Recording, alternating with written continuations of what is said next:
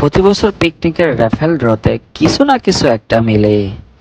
এবারও একটা গিফট পেয়েছি, এটা 134তম পুরস্কার ছিল।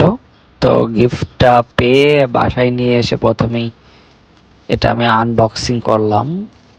তো খুব সম্ভবত সিরামিক্সের কিছু একটা হবে ভিতরে। তো এটা আমি ধরেই বুঝতে পেরেছিলাম। তো এটা আনবক্স করে ভিতরে দেখলাম যে এটার ভিতরে কি কি আছে, এটা আমি দেখানোর চেষ্টা করতেছি এখন আপনাদেরকে। তো এক হাতে ফোন ধরে আরেক হাতে খোলার খুব কষ্ট হচ্ছিল, তারপরও করতেছিলাম। তো প্রথমে যেটা বের হলো, এটা একটা ফিনিসেটের একটা বাটি, ছোট একটা বাটি। এরপর এরকম টোটাল 6টা বাটি ছিল ভিতরে, আরো 2টা বাটি এখানে।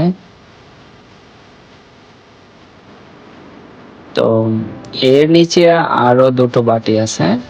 বাটির সাথে বড় একটা প্লেট আছে। তো বাটিগুলা দেখতে খুবই সুন্দর ছিল। এটা ব্ল্যাক কালারের ছিল, বাট খুব শাইনি এবং গ্লেজি ছিল সিরামিক্সের বাটিগুলা, এবং দেখতে খুবই ভালো লাগতেছিল। তো লটারিতে প্রতি বছর ছোটখাটো কিছু পাই, বড় পুরস্কার পাই না।